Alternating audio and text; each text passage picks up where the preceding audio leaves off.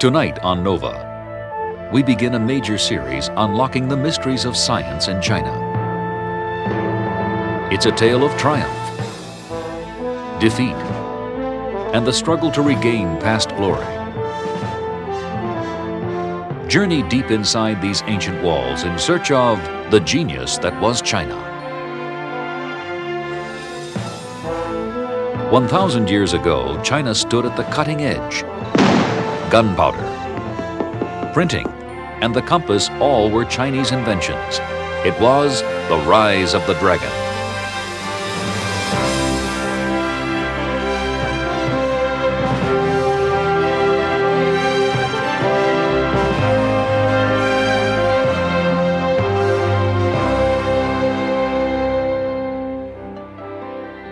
Funding for NOVA is provided by the Johnson & Johnson family of companies, supplying healthcare products worldwide.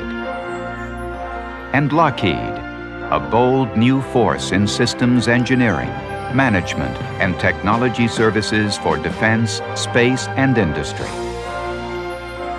Major funding for NOVA is provided by the financial support of viewers like you.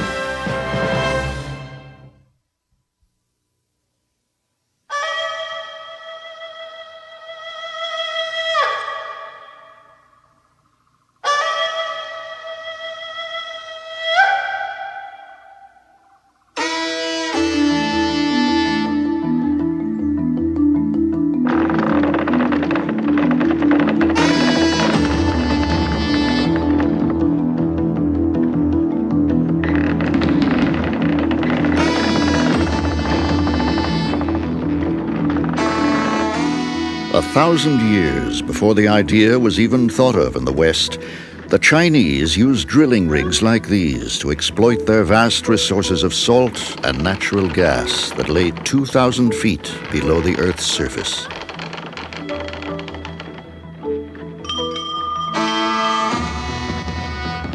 The salt industry here in Sichuan province suggests the genius that was China at the height of its glory between the years 1000 and 1400.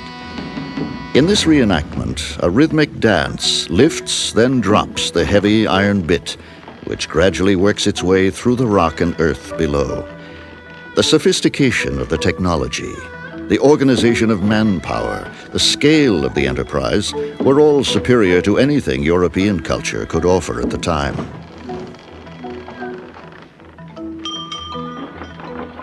Ruled by the emperors of the Sung dynasty, China in the year 1000 was the center of civilization.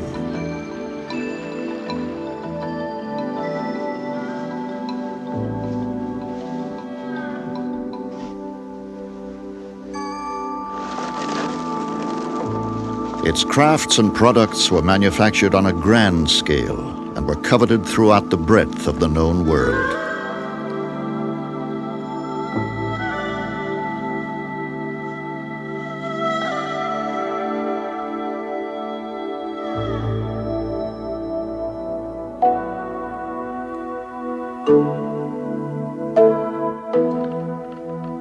China's scientific skill and its technological accomplishments placed it at the cutting edge of knowledge in the medieval world.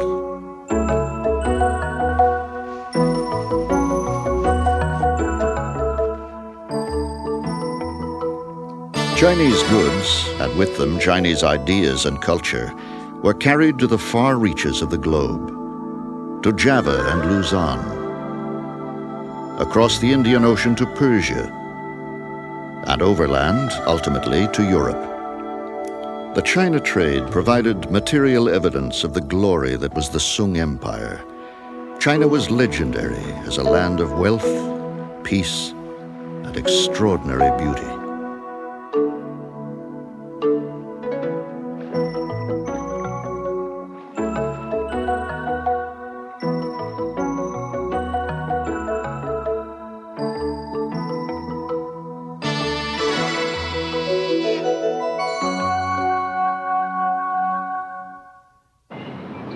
This is China today, or rather a hint at what China might become. Here in Shenzhen, a showcase special economic zone, the Chinese have built in less than a decade a thoroughly modern city, modeled on the cities of the West.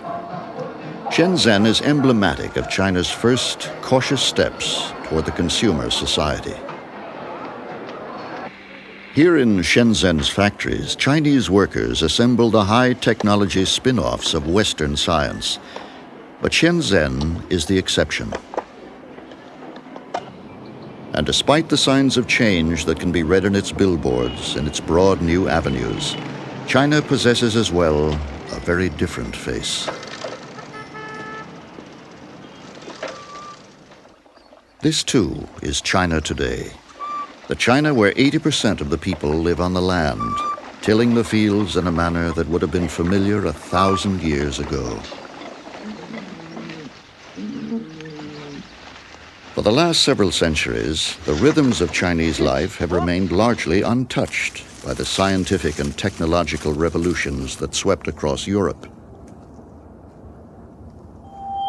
Yet China had long possessed the basic tools that European nations use to grasp wealth and power: the compass, books printed on paper, which fostered the spread of ideas and inventions, astronomical instruments that made their knowledge of the heavens as acute as any in the ancient world, and the most famous of all of the Chinese inventions, gunpowder.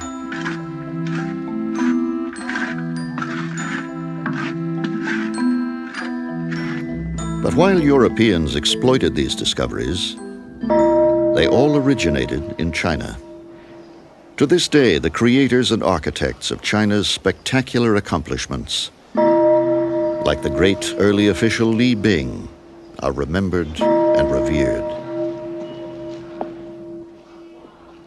Showing respect and reverence for such scholars remains central to Chinese culture. For this family, a visit to the temple dedicated to the great early official Li Bing is a chance to demonstrate their respect. For them, Li Bing is a model of the selfless official who worked to improve the lot of others.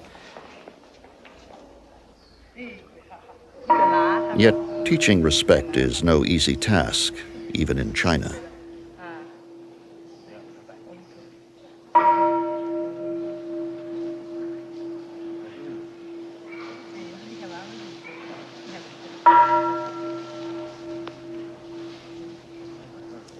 It was Li Bing who is credited with founding the salt industry in Sichuan, establishing the salt wells there as early as 250 BC.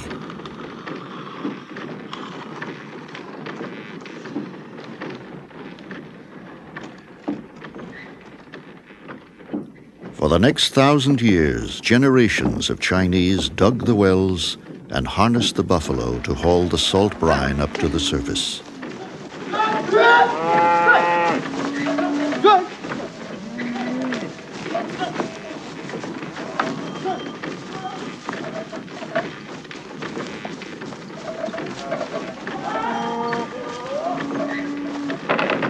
The ropes are made of braided bamboo, whose tensile strength is as great as steel.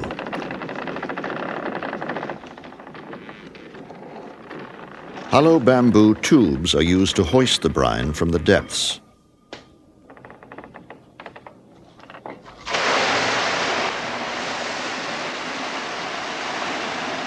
The salt wells also yielded methane gas, which was trapped in barrels and then used to fuel the fires that boiled off the brine, leaving pure salt behind. The efficiency of the system allowed the vats to operate 24 hours a day and produce salt of the very highest quality.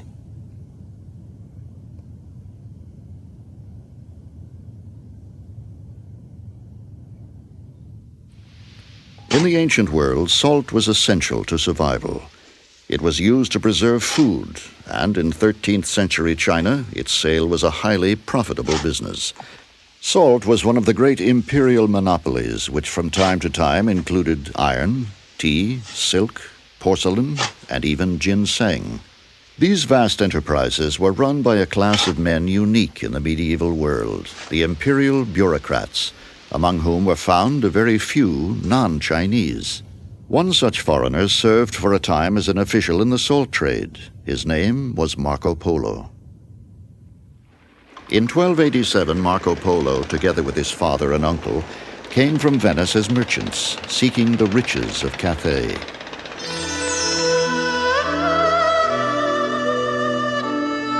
In the event, Marco was captivated by the Celestial Empire, and his diary is one of the best reports of China at its height.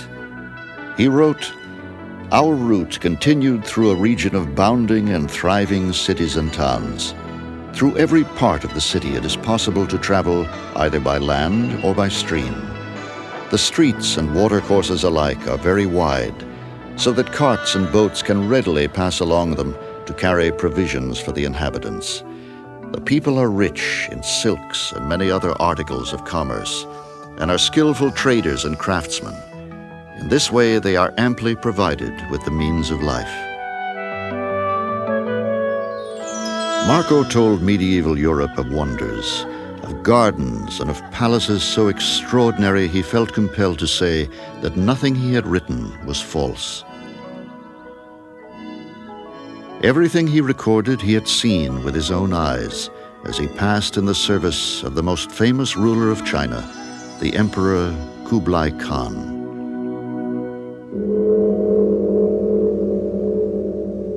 Kublai Khan was himself a foreigner, a Mongol invader.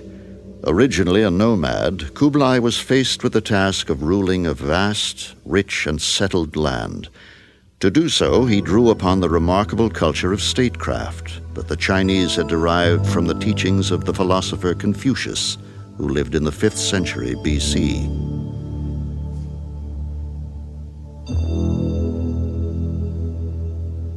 Confucianism was a very simple set of ideas Confucius and his disciples worked out, but they were based on something already there, the Chinese family, which they then articulated principles to explain and to consolidate. And at the heart of it all, the family relationship is the base.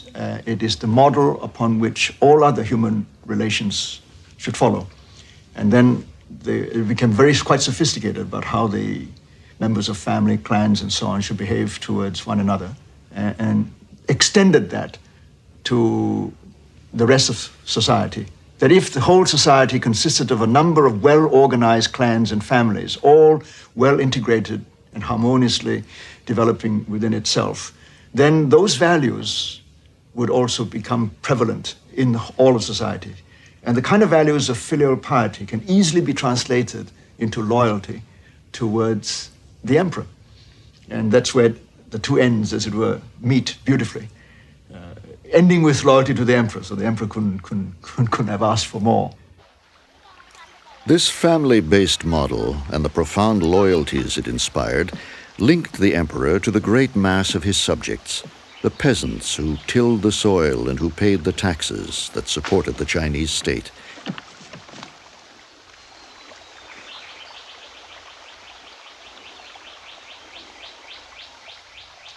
But in an empire the size of all Europe, a ruler needed a special class of assistants to keep order and to maintain public works. Especially when at least one province per year throughout Chinese history was threatened by drought, famine, or flood.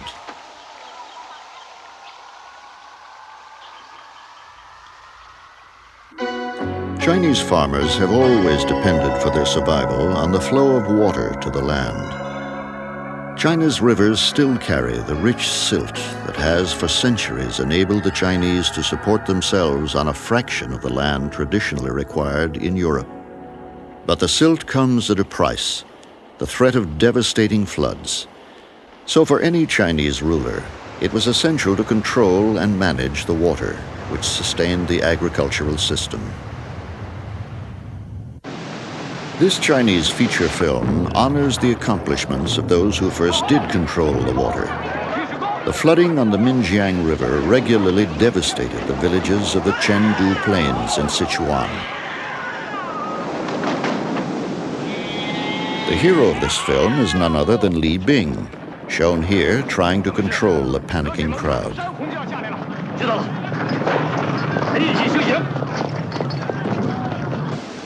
He is still celebrated more than 2,000 years later for his achievement in taming the river.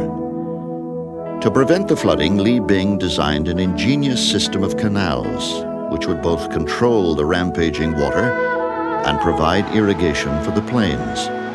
Today, with some modern additions, the system is still in use. This is the island Li Bing had built up to divide the river. The outer channel carries the fast-falling water directly downstream to the Yangtze River. The nearer one guides the slower flow into the irrigation canals.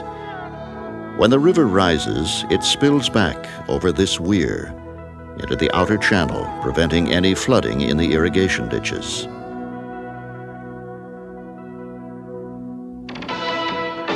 Building the massive public works and fortifications of ancient China demanded both great technological skill and vast numbers of people. The administration of this workforce led to one of China's most significant accomplishments, the emergence of a group of officials dedicated to the managing of all the needs of empire, the first professional bureaucrats.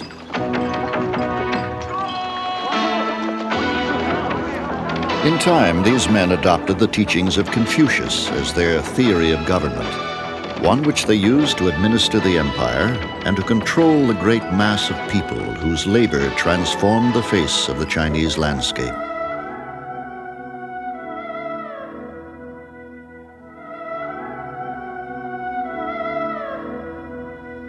China's early adoption of bureaucracy was linked to another great technological accomplishment, the invention of paper and of printing, the essential tools of government.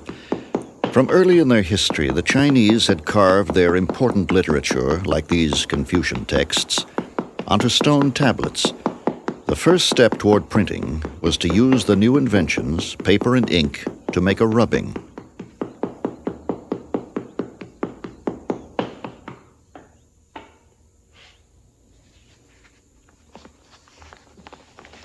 These sheets could be cut into pages and bound into books.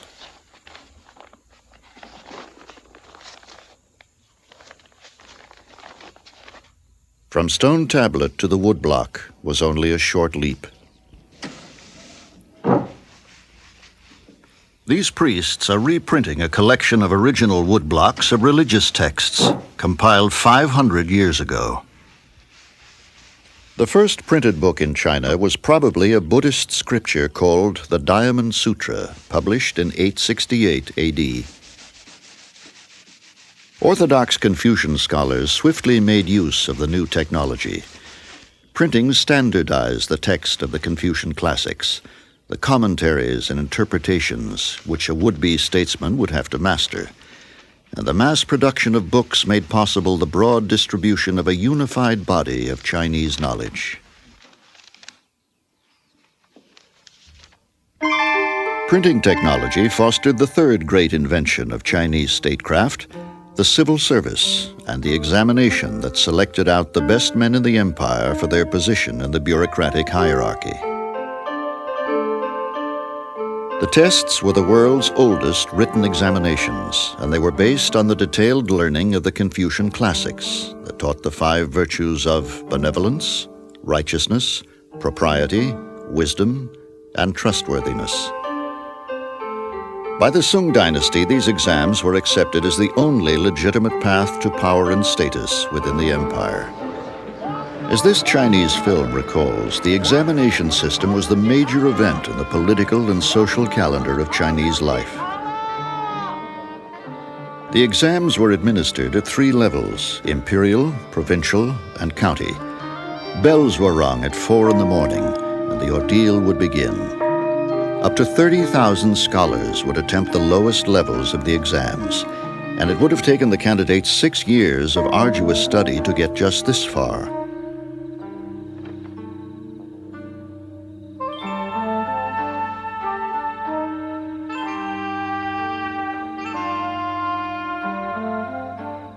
Upon his performance in these tiny cells depended an aspirant's future career, social status, and the prosperity of his family. For this reason, enormous efforts were made to make these exams as fair as possible. Once in the examination hall, candidates would be identified only by a number. Written work would be recopied to prevent favored students from being identified by their calligraphy. And with so much at stake, it's little wonder that some students tried to cheat. Silk crib sheets like this one, containing key passages from Confucian classics and sample essays, would be hidden in clothing, in food, and anywhere else the wit of man could devise. Despite such unworthy practices, the exam system for almost 1,500 years did select out men of intelligence to run the empire.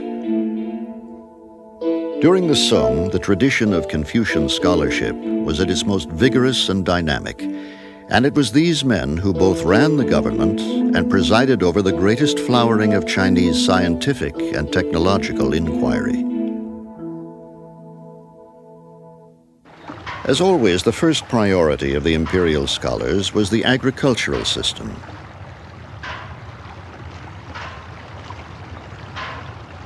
To cultivate the elaborate network of irrigated fields, the Chinese invented new techniques and new machines.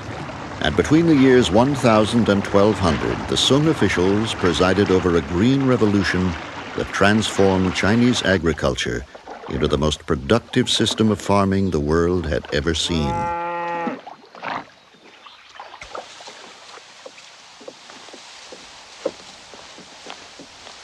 This device is called a dragon's backbone pump, and it is still used in China today.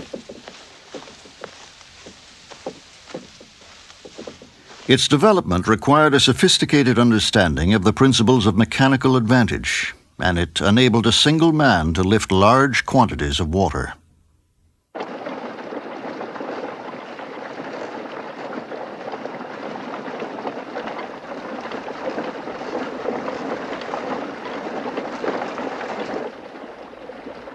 Imperial officials promoted the use of such devices, and with woodblock illustrations like these, they disseminated the new inventions in handbooks and encyclopedias. This enabled landowners anywhere in China to take advantage of innovations made anywhere else in China.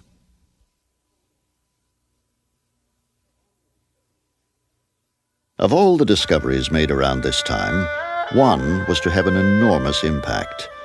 This Sung Encyclopedia reports on champa rice, imported from the southern province of Annam, now Vietnam, around 1012 AD.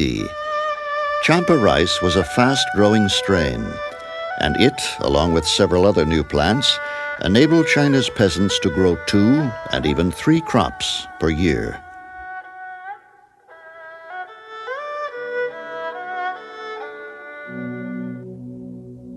The central importance of the harvest lay at the heart of Chinese statecraft and was recognized with the ritual of the emperor plowing the first furrow of the season. Such rituals emphasized the bond between the ruler and his domain.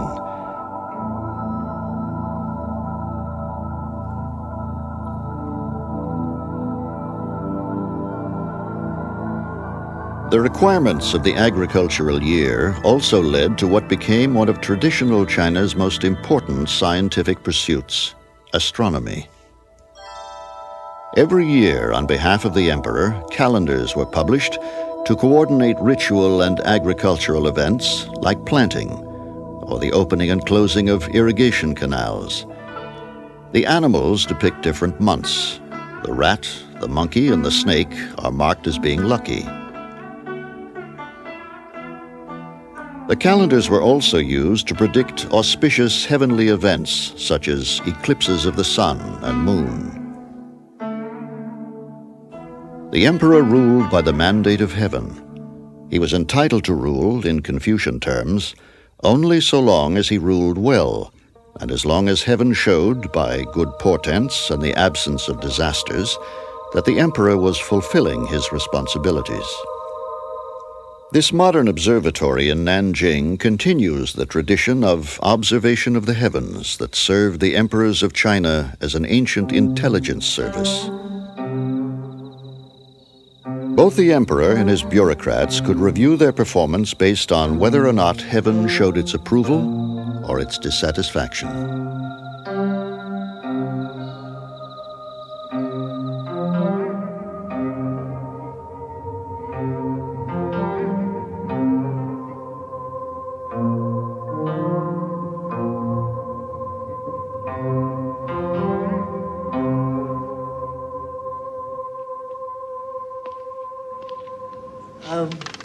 Now let me tell you an interesting story that happened in the year 340 AD about a certain person who could have been one of my own ancestors, although I have no evidence to prove this fact.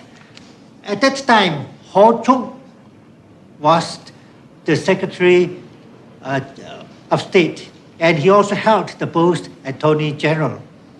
And it was reported by the Astronomer Royal that the planet Mars was sighted near this star, the star Zavijawa, which represented the post of the Attorney General.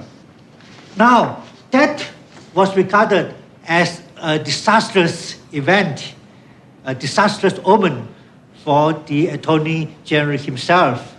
Whereupon, Ho Chung, hoping to avert the calamity, asked the emperor to transfer him to another post. The logic behind it, of course, was that since he no longer held the position of Attorney General, he was absolved from all the responsibilities of the disasters predicted by the astronomer. Despite the astrological emphasis, this interest in the heavens sparked an impressively detailed tradition of empirical observation. In the year 1054, a new object appeared in the sky, a star so bright that for a month it could be seen in daylight.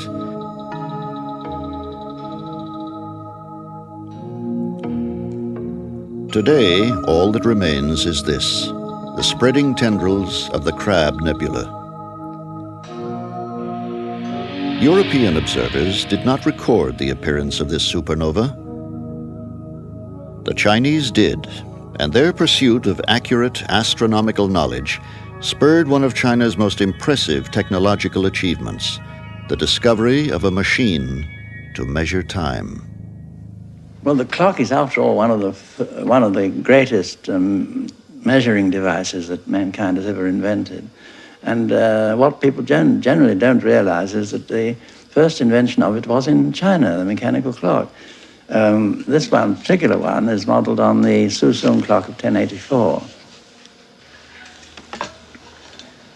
A stream of water from a constant level tank poured into a bucket on the rim of the wheel like that.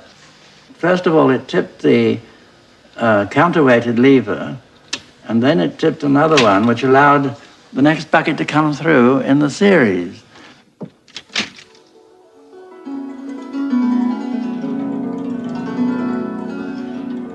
The original timepiece stood 30 feet high and was set up in the grounds of the Imperial Palace at Kaifang. It was the greatest in a series of monumental Song Dynasty astronomical clocks. It was built, as its designer, the astronomer Su Song, wrote, to help him organize the calendar, promote good government, predict good and bad fortune, and study the resulting gains and losses. This model of Su Song's original clock exposes the extraordinary complexity of its design.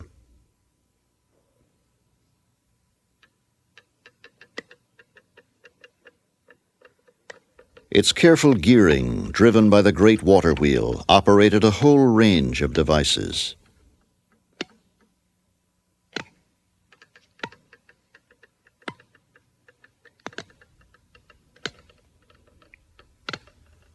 Rotating figures told the time of day. Bells were rung every 2 hours, and drums were beaten at midnight and noon.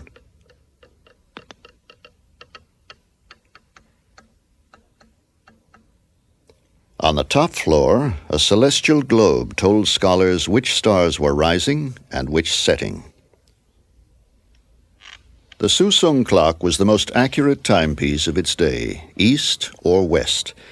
But the Susong clock was not accurate enough to improve on the quality of Chinese astronomical observations made with more traditional instruments, which reduced official interest in the device.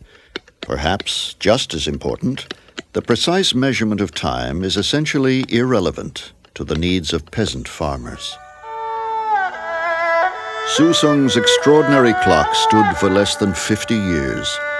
It was disassembled in 1127, never rebuilt, and in time, even the memory of the device was lost.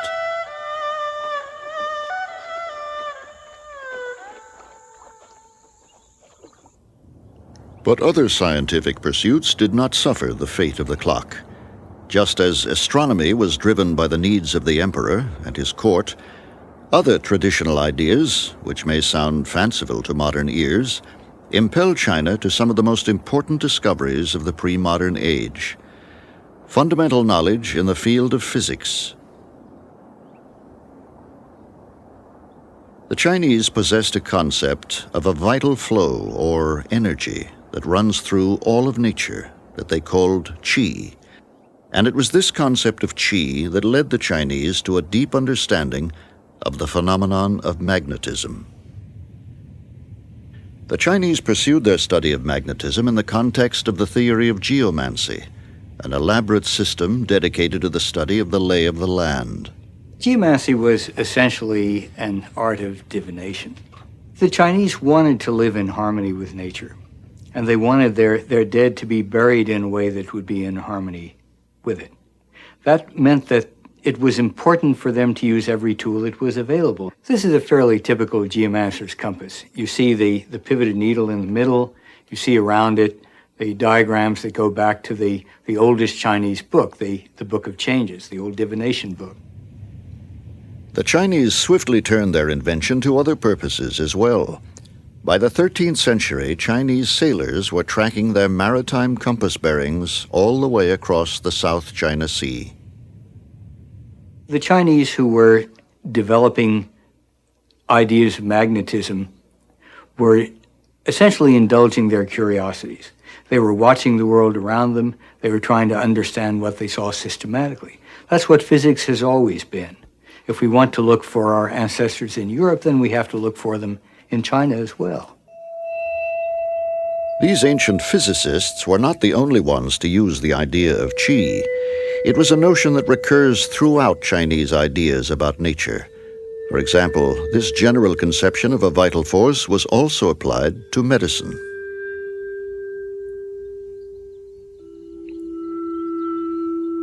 Great doctors were revered as semi-divine, as here at the Yaowang Temple near Xi'an, which honors Sun Shimao, a physician of the 7th century. Chinese still come here to pay their respects and seek the benefits of traditional Chinese medical wisdom.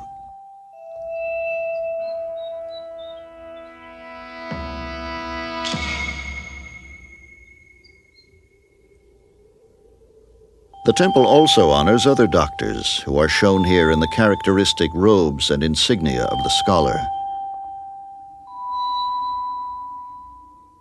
Such early physicians developed the techniques of acupuncture, worked out the first method of smallpox inoculation, and even invented forensic medicine.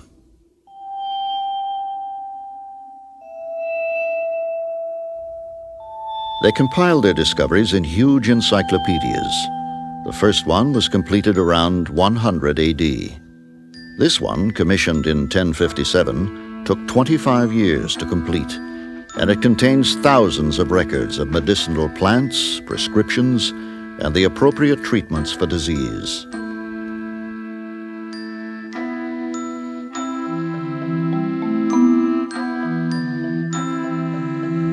Such prescriptions are also carved on these stone tablets at the Yaowang Temple, treatments available still to any pilgrim.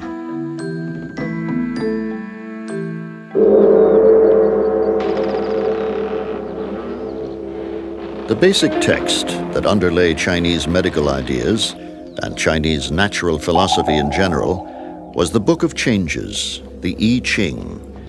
It served as the inspiration for some of ancient China's most audacious investigations of nature. These men are Taoist priests. They take their inspiration from the sage Lao Tzu, a mysterious figure in Chinese history, said to have been an older contemporary of Confucius.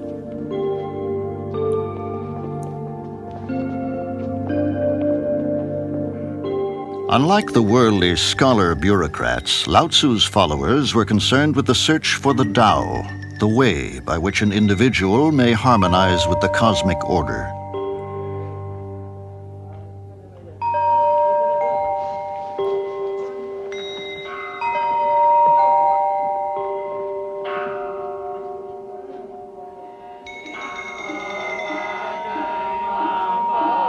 These Taoists chant to purify themselves and to focus the flow of qi through their own bodies.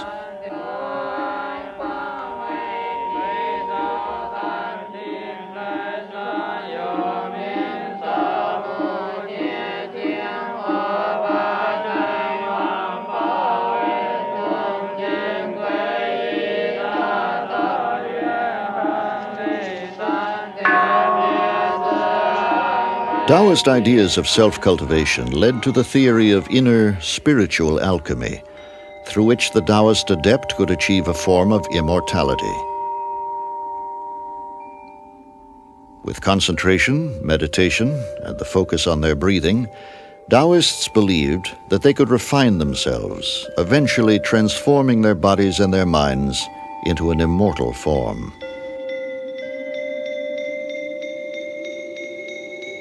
This Taoist diagram shows the path of the inner fire that could reveal an individual's very essence, a fire stoked in a cauldron near the base of the spine.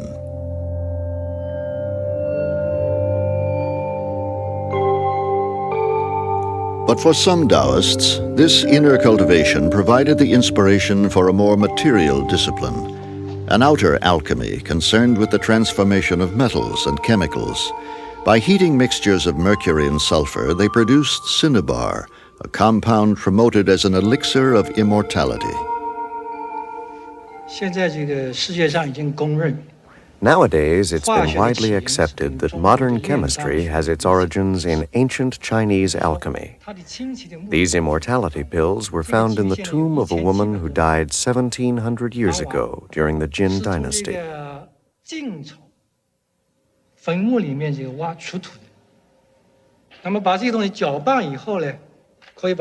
After mixing sulfur, mercury, and other ingredients in this crucible, they were heated and reheated to produce an entirely new compound. As the pills were mainly mercuric sulfide, they were quite poisonous. They had some therapeutic use because the mercury content would kill bacteria. Unfortunately, immortality compounds killed quite a few emperors and courtiers, who nonetheless were often depicted contemplating the joys of joining the gods high above the clouds.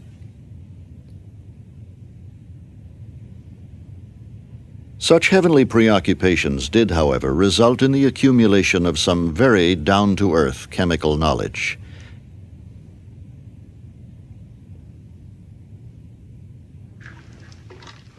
The Arabs call this Chinese snow. It's saltpeter, commonly used in Taoist experiments. As early as the 11th century, the Chinese discovered that when saltpeter is mixed with charcoal and sulfur, the resulting compound would burn with intense heat.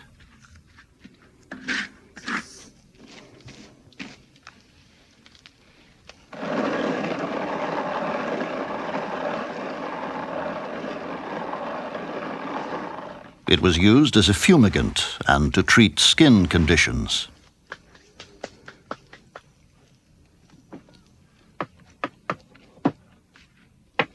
Over the next few hundred years, Chinese chemists worked to increase the nitrate content of this compound, which we call gunpowder, and they achieved spectacular results.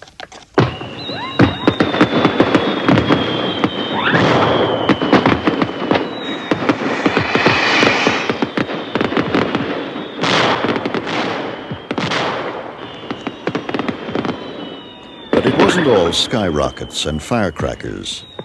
The Chinese rapidly produced quite lethal gunpowder weapons. Hand grenades, fire arrows, and rockets. Some were filled with arsenic and other substances and released poisonous gas. Others were packed with tar and oil and burned like napalm.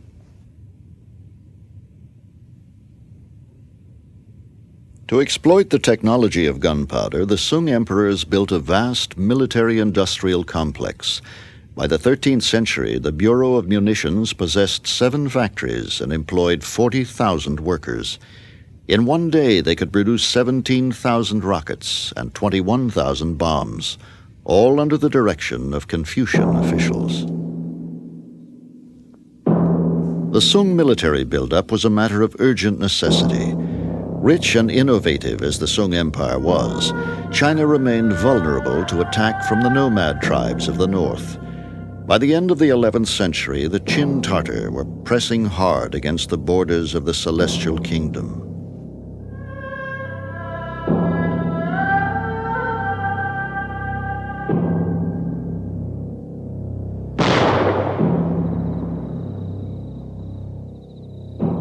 By 1126, the Sung were forced to retreat south of the Yangtze River. The Qin Tartar ruled northeast China. And even further to the north, Mongol horsemen were beginning to stir from their grasslands along the steppes.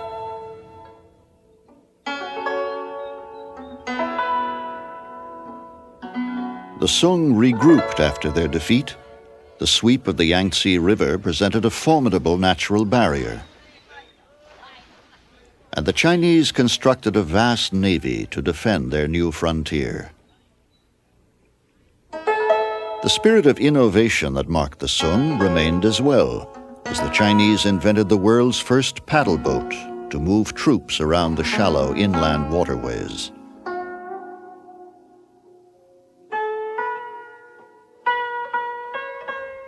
All of this cost a great deal, and the pressures of war, particularly the loss of tax revenues from the Tartar-controlled north, produced what seemed to be a dramatic shift in the bureaucratic priorities of China. After centuries of at least official reverence for agriculture over all other forms of economic activity, the Sung dynasty and its Confucian officials recognized the value of commerce, buying and selling, a sharp break from the agrarian focus of orthodox Confucian philosophy. The Chinese empire depended basically on agrarian revenues. The tax was enough to keep the emperor pretty well off, as you all know from the imperial tombs and so on. They never really needed the merchants to that extent. You know that in China there was the famous phrase, the 4 ranks of society, Shen Nung Gung Shang. The classes of society were the scholar bureaucrats at the top, and then the farmers, and then below them the artisans, the gungren, and finally the merchants. They were in the last place of all. And although some of them became very wealthy, nevertheless no son of a rich merchant wanted to be a rich merchant. In turn, he wanted to get in and take the imperial examinations and get into the civil service and become a gentleman, in fact. For much of Chinese history, the rich merchant families of the Yangtze River Valley supplied a disproportionate number of successful bureaucrats. These officials became gentlemen and helped protect their families' business activities. But with the increased emphasis on commerce during the Sung, Chinese traders began to expand their contacts overseas, and ever more foreign merchants came in their turn to the great cities of southern China.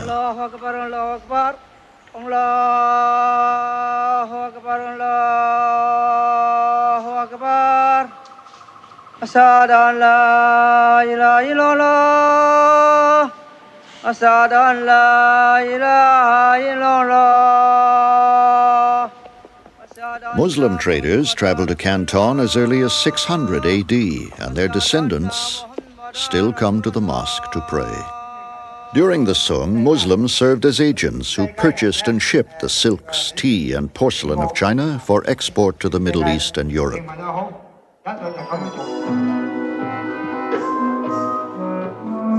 By the high seas and the Silk Roads, the luxuries of China flowed west. Merchants, Marco Polo included, traveled this Silk Road. They came for gain, and the riches involved were fabulous. Chinese silk, Chinese porcelain, rare and exotic goods all came to Europe this way. Arab physicians carried Chinese medical knowledge to Europe, which helped drive the Renaissance transformation of medicine.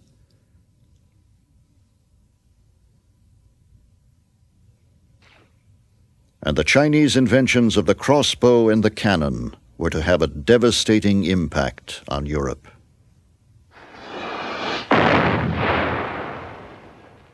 The battles fought between feudal territories prevented the kind of centralization that China had experienced.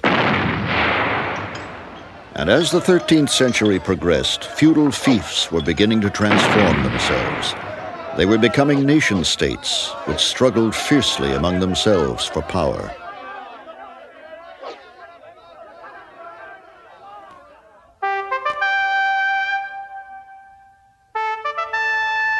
Italian merchants, for example, began the long, slow process of building their trading empires and of expanding the European horizon.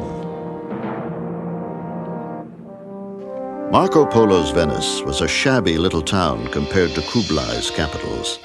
But that began to change as the merchants of Venice and Genoa gained wealth and power.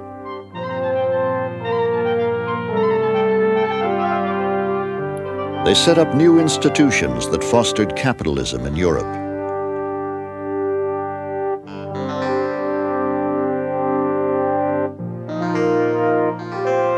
Despite the growth of commerce during the Song period, Chinese merchants never acquired the power to bring about such an economic transformation.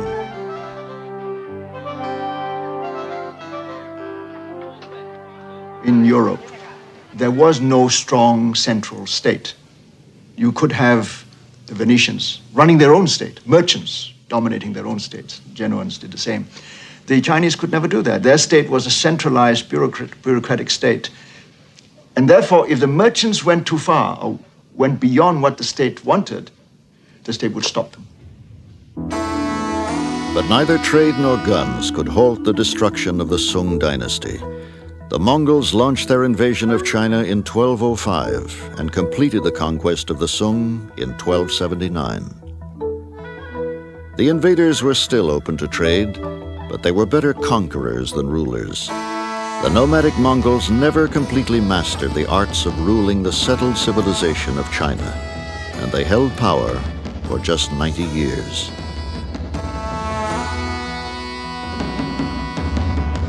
The Ming Dynasty came on board and recognized that the agrarian empire had been threatened by the Mongols, who had been there for 100 years before that, and they wanted to re-endorse the agrarian nature of that empire. And then the role of the merchants had to be kept in place once more. No encouragement to merchants, and as a result of which, the merchants were told not to go overseas. Foreign trade was to be discouraged. If the Ming China wanted foreign trade, we'll invite foreign merchants to come and pay tribute to the Emperor of China, and we get foreign goods that way. We don't need to send our merchants out to get these things. We don't want Chinese to go out of the country. No need at all. You stay home and be good farmers, most of you, and that'll be fine. The Ming Dynasty did mount one last, startlingly bold international adventure. In 1405, the Ming Emperor dispatched the Admiral Chung He, called the Three-Jeweled Eunuch, on the first of 7 voyages south and west. Chung He's routes took him along the coast of Southeast Asia, India, Persia, and Arabia, and Chinese expeditions even ranged far down the east coast of Africa.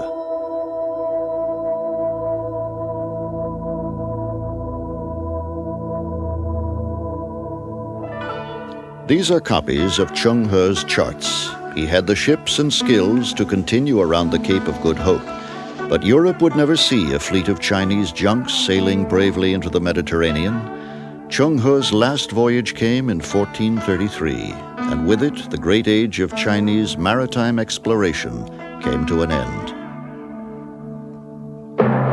Instead, the initiative belonged to Henry the Navigator. Brother of the King of Portugal, he was determined to discover the seaborne route to Asia to break the monopolies on the eastern trade held by the Venetians and the Genoese.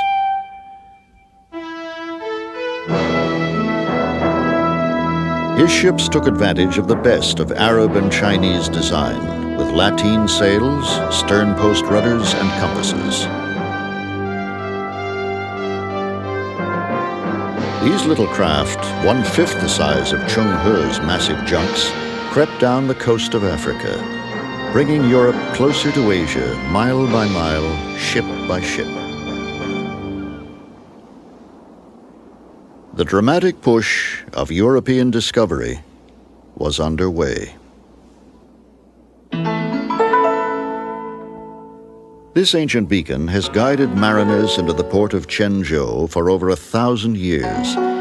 Yet the arrival of a few Portuguese sailors along this coast early in the 1500s was a symbol of who was pushing hardest on the boundaries of knowledge. Gunpowder weapons were probably the last of the Song innovations to have a major impact on the West, and the arrival of the Portuguese was a portent. From that moment on, European discoveries would begin to transform China.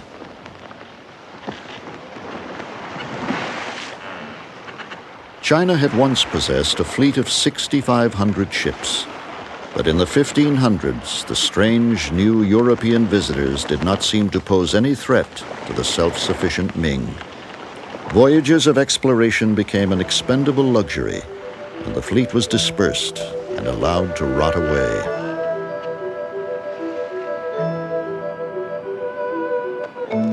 It was the Grand Canal that eased the Chinese abandonment of the sea. Extending the Grand Canal was one of the Ming Dynasty's first projects. It transported goods and grain from the south of China 650 miles to the new capital of Beijing.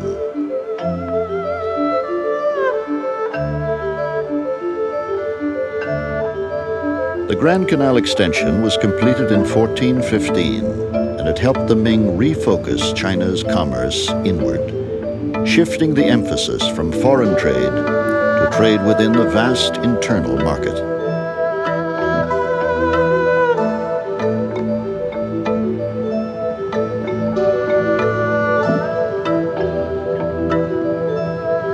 The choice appealed to the traditional values of the scholar bureaucrats who, in centuries past, had pursued China's extraordinary flowering of culture and scientific investigation.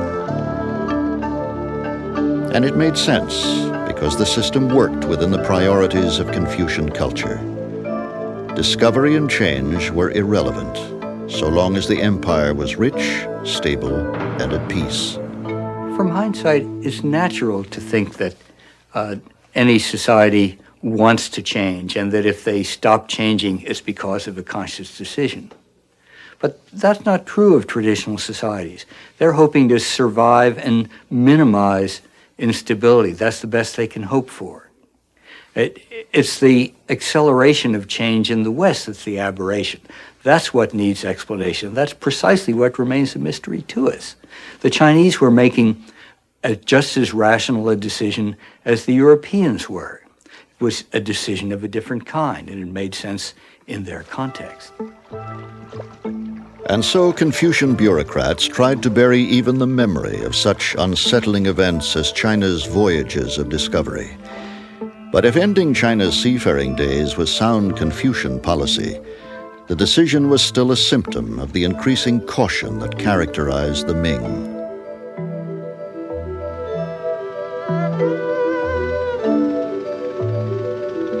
Song China, and even the Mongol-ruled empire that Marco Polo knew, was a vital, dynamic place, with Chinese culture embracing new ideas, new thoughts, even new men, Marco Polo for one. In the 15th century, China was still the richest and most advanced nation on earth, but the momentum had already begun to shift.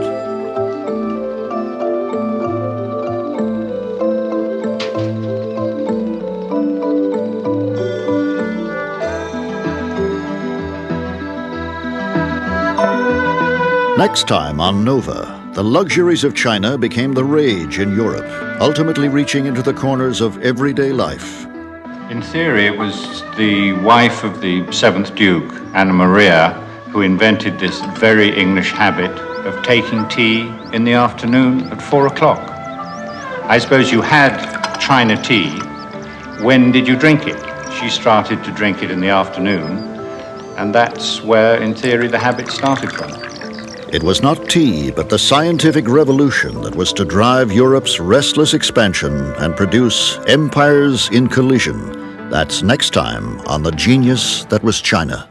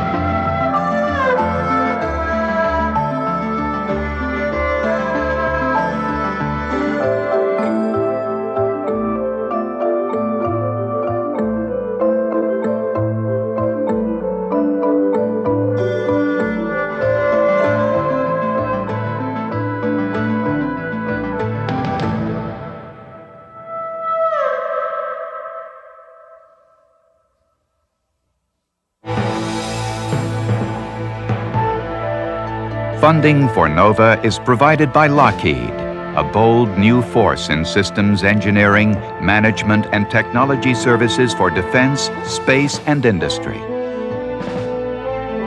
And the Johnson & Johnson family of companies, supplying healthcare products worldwide. Major funding for NOVA is provided by the financial support of viewers like you. For a transcript of this program, send $5 to this address or call 212-227-READ.